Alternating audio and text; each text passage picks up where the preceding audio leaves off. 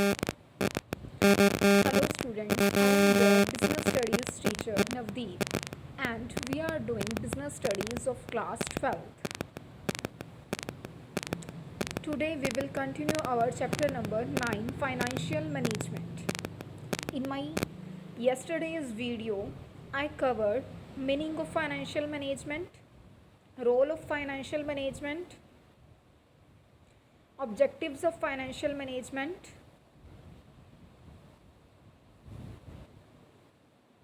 and there are three financial decisions. One is investment decision that I covered in my previous video, and in today's video I will cover financing decision and dividend decision. So firstly, you should know what is mean by financial decision. Financial decision का मतलब होता है कि business को चलाने के लिए या कंपनी को चलाने के लिए पैसा कहाँ से रेज़ किया जाए. ठीक है. अब पैसे को रेज़ करने के लिए दो तरह के सोर्सेज होते हैं. एक होता है ओनर्स फंड, ओनर अपना पैसा लगा सकते हैं. दूसरा होता है बोरोड फंड, कहीं से उधार लेके पैसा लगाना. तो जो ओनर्स फंड होता है वो क्या होता है, अगर जैसे मान लो शेयर होल्डर्स होते हैं. ठीक है. अब जो शेयर होल्डर्स होते हैं ना, वो अलग अलग कंपनीज़ के शेयर्स में पैसा लगाते हैं. जब वो अलग अलग कंपनीज़ के शेयर्स में पैसा लगाते हैं तो उससे क्या होता है, वो उस कंपनी के ओनर बन जाते हैं. उनको उस कंपनी की ओनरशिप मिल जाती है क्योंकि उस कंपनी का कुछ शेयर उनके पास आ जाता है. ठीक है. तो एक तो हो गया ओनर्स फंड, उसके थ्रू पैसा रेज़ किया जा सकता है. फॉर एग्ज़ाम्पल, एक कंपनी है ए लिमिटेड, उसको चलाने के लिए पैसा चाहिए तो कंपनी जो ए लिमिटेड है उसके शेयर्स मार्केट में सेल कर दिए जाएंगे. तो जो शेयर होल्डर या जो इन्वेस्टर उन शेयर होल्डर्स को खरीदेंगे कैसे, पैसा देके. तो वो पैसा कंपनी के पास आ जाएगा. कंपनी उसको यूटिलाइज़ कर सकती है अपने बिजनेस को चलाने के लिए. तो जो इन्वेस्टर्स थे उनका पैसा कंपनी के पास आ गया तो बदले में कंपनी उनको शेयर्स देगी. तो जब इन्वेस्टर्स को शेयर मिल जाएंगे तो वो शेयर होल्डर बन जाएंगे, उनका कंपनी में शेयर हो जाएगा. जब उनका कंपनी में शेयर हो गया तो वो कंपनी के एक तरह से ओनर बन जाएंगे. इसको बोलते हैं ओनर्स फंड. एक तो इसके थ्रू कंपनी पैसा रेज़ कर सकती है, फाइनेंस रेज़ कर सकती है. दूसरा तरीका होता है बोरोड फंड. बोरो मतलब उधार लेना. उधार कैसे लिया जा सकता है, वैसे किसी से लोन ले सकते हैं. ठीक है. लोन के अलावा क्या हो सकता है, डिबेंचर्स के थ्रू पैसा रेज़ किया जा सकता है. डिबेंचर्स के थ्रू कैसे, जो डिबेंचर्स होते हैं ना, वो एक पेपर डॉक्यूमेंट होता है. कंपनी क्या करती है, वो इशू करती है लोगों को और बदले में लोगों से पैसा ले लेती है. पर अब यहाँ पर अभी जो मैंने आपको बताया, शेयर होल्डर्स पैसा इन्वेस्ट करते हैं. जो शेयर होल्डर्स हैं वो इक्विटी में पैसा इन्वेस्ट करते हैं, इक्विटी शेयर्स में. ठीक है. प्रेफरेंस शेयर्स भी होते हैं, पर अभी इक्विटी और प्रेफरेंस में कंफ्यूज ना हो. अभी के लिए सिर्फ इक्विटी को समझ लो यहाँ पे. जो इक्विटी शेयर होल्डर्स हैं जैसे, ठीक है, तो वो क्या करेंगे, जो उन लोगों ने पैसा लगाया हुआ है कंपनी में तो उनको हर साल डिविडेंड मिलेगा. जब जब कंपनी को प्रॉफिट होगा ना हर साल, उस प्रॉफिट में से शेयर होल्डर्स को कुछ परसेंटेज डिविडेंड के फॉर्म में दी जाएगी. डिविडेंड मतलब पैसा होता है, उनको पैसा दिया जाएगा, कुछ पेमेंट की जाएगी डिविडेंड की फॉर्म में. ठीक है. और अगर हम बात करें डिबेंचर्स की, इसको डेट भी बोल देते हैं, तो इस केस में क्या होता है, जिन लोगों ने डिबेंचर्स को लेके बदले में पैसा दिया होता है ना कंपनी को, उन लोगों को हर साल चाहे कंपनी को प्रॉफिट हो चाहे ना हो, उनको एक फिक्स्ड परसेंटेज ब्याज के रूप में दी जाती है. जब हम किसी से पैसा उधार लेते हैं तो बदले में ब्याज दिया जाता है ना, तो उनको एक फिक्स्ड परसेंटेज हर साल इंटरेस्ट के रूप में पे की जाएगी.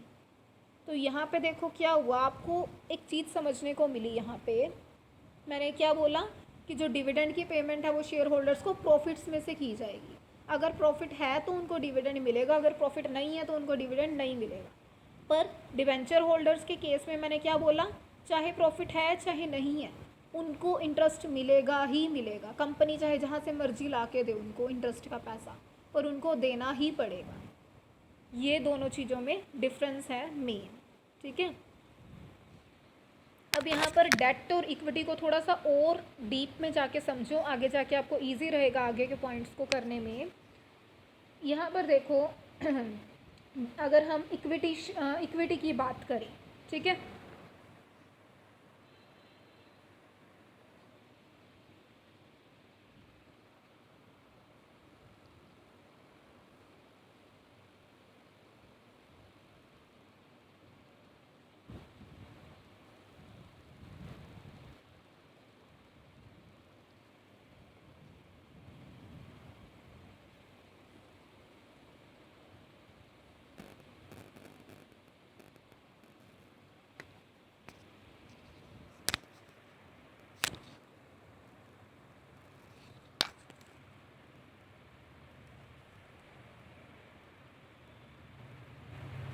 देखो अगर हम इक्विटी शेयर्स की बात करें, ठीक है, हम बात करते हैं इक्विटी शेयर्स की, तो यहाँ पे एक तरफ हम ले लेते हैं कंपनी के पॉइंट ऑफ व्यू से देखते हैं, एक तरफ हम ले लेते हैं शेयर होल्डर्स के पॉइंट ऑफ व्यू से, ठीक है।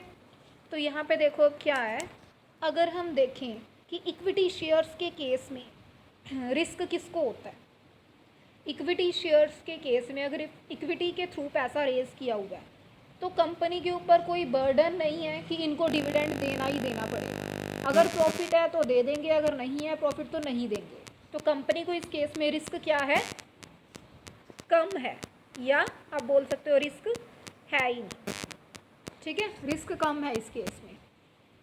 और अगर हम शेयर होल्डर्स की बात करें, शेयर होल्डर्स के पॉइंट ऑफ व्यू से देखें तो जो शेयर होल्डर्स है ना उनको रिस्क ज़्यादा है इक्विटी शेयर्स के केस में, क्योंकि उनको ये रिस्क है कि अगर तो कंपनी को प्रॉफिट हो गया फिर तो इनको डिविडेंड मिल जाएगा, पर अगर कंपनी को प्रॉफिट ना हुआ फिर इनको कोई डिविडेंड नहीं मिलने वाला। तो इसलिए इक्विटी शेयर होल्डर्स को इक्विटी शेयर्स के केस में रिस्क क्या है, ज़्यादा, ठीक है।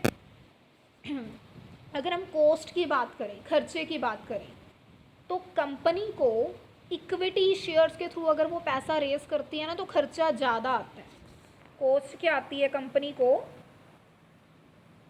ज़्यादा आती है अगर वो इक्विटी शेयर्स के थ्रू पैसा रेज करती है। ऐसा क्यों, क्योंकि जो शेयर होल्डर्स हैं वो क्या कहेंगे कि अगर तुम्हें जब प्रॉफिट नहीं हो रहा तब तो हमें कुछ मिल ही नहीं रहा, तो कम से कम जब तुम्हें प्रॉफिट हो रहा है तब तो हमें ज़्यादा मिले ना, तब तो शेयर होल्डर सोचेंगे ना कि हमें ज़्यादा रिटर्न कम से कम तब तो हमें ज़्यादा दो।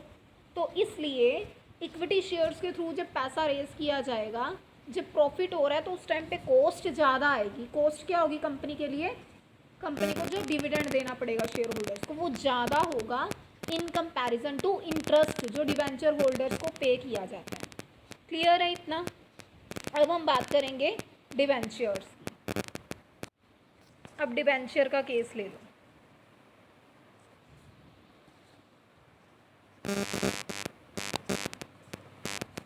एक तरफ हम ले लेते हैं कंपनी के पॉइंट ऑफ व्यू से, दूसरी तरफ हम ले लेते हैं डिवेंचर होल्डर्स के पॉइंट ऑफ व्यू से।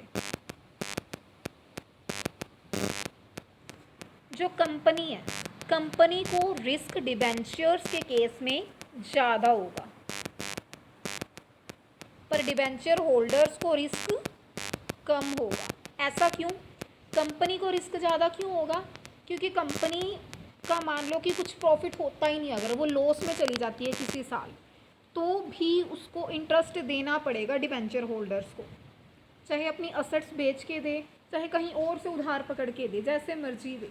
तो इस केस में डिवेंचर्स के थ्रू अगर पैसा रेज करते हैं कंपनी को रिस्क ज़्यादा रहता है, पर डिवेंचर होल्डर को यहाँ पे कोई रिस्क नहीं रहेगा। ठीक है, क्यों नहीं रहेगा, क्योंकि इनको ये होगा चाहे कंपनी को प्रॉफिट हो चाहे ना हो, हमें तो हमारा पैसा मिल ही जाना है, हमारे पास तो हमारा इंटरेस्ट आ ही जाएगा। तो डिवेंचर होल्डर्स को रिस्क यहाँ पे नहीं होगा या बहुत ही कम होगा। उसके बाद अगर हम कॉस्ट की बात करें तो कंपनी को डिवेंचर्स के केस में कॉस्ट कम आती है।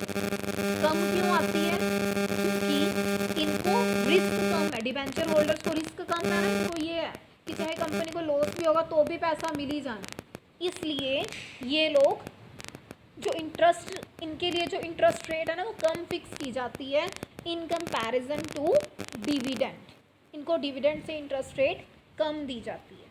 क्लियर है इतना? आई होप अब आपको समझ आ गया होगा ओनर्स फंड क्या होते हैं और बोरोड फंड क्या होते हैं। बोरोड फंड में लोन्स भी आ जाते हैं, बॉन्ड्स भी आ जाते हैं, ठीक है। उसके बाद है कौन कौन से फाइनेंसिंग डिसीजंस हैं, कौन कौन से फैक्टर्स हैं जो फाइनेंसिंग डिसीजन को अफेक्ट करेंगे। फाइनेंसिंग डिसीजन होता है कि कितना पैसा बोरोड फंड के थ्रू रेज करे कंपनी और कितना वो ओनर्स फंड के थ्रू करे। ऐसा नहीं कभी भी होता कि सारा पैसा ओनर्स फंड के ही थ्रू रेज कर ले कंपनी या सारा पैसा बोरोड फंड्स के ही थ्रू कर ले, क्योंकि दोनों का जो risk and return and cost वाला क्राइटेरिया होता है ना, वो लेके चलना होता है साथ में, ठीक है। तो दोनों का मिक्सचर रखा जाता है, मिक्सचर तो रखा जाता है। अब किस केस में ओनर्स फंड से ज़्यादा पैसा रेज करना है और किस केस में बोरोड फंड के थ्रू ज़्यादा पैसा रेज करना है, वो हमें पता लगेगा इन पॉइंट्स से। तो फर्स्ट है कॉस्ट। अब जहाँ पे जिस रेशो रखा जाता है ना दोनों का, बोरोड फंड का भी एंड ओनर्स फंड का भी, कोई ऐसा रेशो फिक्स किया जाएगा जिसमें कॉस्ट कम से कम आए, ठीक है। उसके बाद है रिस्क। जो रिस्क होता है ना वो बोरोड फंड में ज़्यादा होता है, अभी मैंने आपको बताया जो डिबेंचर्स हो गए जैसे या लोन्स वगैरह, बोरोड फंड में रिस्क ज़्यादा होता है। इसलिए अगर रिस्क वाले फैक्टर को देखें तो इसके बेस पर हम कहेंगे कि डिबेंचर्स के थ्रू पैसा कम रेज किया जाएगा, ठीक है। उसके बाद है cash flow position. Cash flow position को भी ध्यान में रखा जाता है जब सिक्योरिटीज़ को सिलेक्ट किया जाएगा, ठीक है। अगर तो कंपनी की कैश फ्लो पोजीशन अच्छी है तो वो इंटरेस्ट का पैसा हर साल आराम से पे कर पाएगी, तो उस केस में वो बोरोड फंड के थ्रू ज़्यादा पैसा रेज कर सकती है। अगर कैश फ्लो पोजीशन अच्छी नहीं है तो उसको बोरोड फंड के थ्रू पैसा कम रेज करना चाहिए। Then control considerations. अब देखो जितने ज़्यादा इक्विटी शेयर्स के थ्रू पैसा रेज किया जाएगा ना, उतने ज़्यादा शेयर होल्डर बन जाएंगे और शेयर होल्डर कंपनी के ओनर होते हैं। जितने ज़्यादा शेयर होल्डर होंगे उतने ही ज़्यादा हाथों में कंपनी का कंट्रोल बट जाएगा, कंपनी का कंट्रोल डाइल्यूट हो जाएगा। अगर जो एग्जिस्टिंग शेयर होल्डर है, जो पहले से ही शेयर होल्डर है कंपनी के, वो चाहते हैं कि और लोगों में हमारी कंपनी का कंट्रोल ना जाए और लोगों के हाथों में, तो तब वो बोरोड फंड्स को ज़्यादा रेज करेंगे, ठीक है। Then flotation cost. Flotation cost क्या होती है? अब फ्लोटेशन कॉस्ट होती है कि जब शेयर्स इशू किए जाते हैं ना लोगों को, तो कुछ ब्रोकर्स वगैरह अपॉइंट किए जाते हैं या अंडरराइटर्स अपॉइंट किए जाते हैं जो कुछ ब्रोकरेज लेके, कुछ कमीशन लेके कंपनी के शेयर्स को बिकवाते हैं। तो वो ब्रोकर्स कमीशन लेते हैं ना बदले में, तो वो खर्चा हो गया कंपनी के लिए। और डिबेंचर के केस में ऐसा कोई खर्चा आता नहीं है ब्रोकरेज वगैरह वाला, तो जहाँ पे उनको कॉस्ट फ्लोटेशन वाली कम लगेगी उस चीज़ को वो ज़्यादा यूज़ कर सकते हैं। Then fixed operating cost.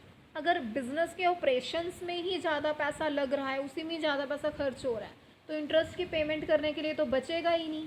तो इस केस में क्या होगा, फिर बोरोड फंड्स के थ्रू पैसा कम रेज किया जाएगा। Then state of capital market.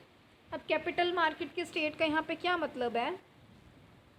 जब बूम पीरियड होता है, बूम पीरियड होता है कि जब मार्केट जो होती है अपने बूम लेवल पर होती है, उसके सेल बहुत ज़्यादा हो रही होती है, मार्केट में पैसा ज़्यादा होता है। जब मार्केट में पैसा ज़्यादा है ना, तो ज़्यादा लोग शेयर्स खरीदने के लिए उतावले होते हैं क्योंकि उनके पास पैसा होता है।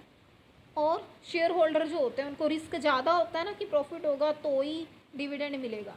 तो जब उनके पास पैसा ज़्यादा है तब वो रिस्क लेने के लिए तैयार हो जाते हैं। तो बूम पीरियड में इक्विटी के थ्रू पैसा ज़्यादा रेज किया जा सकता है। पर अगर हम डिप्रेशन की बात करें, मंदी वाली स्थिति, तब लोग इतने नहीं होते कि वो रिस्क ले लेंगे, तो उस टाइम पे लोग शेयर्स को ख़रीदना नहीं पसंद करेंगे। तो उस केस में बोरोड फंड्स को रेज किया जा सकता है। This is enough for today. Thank you. Keep revising.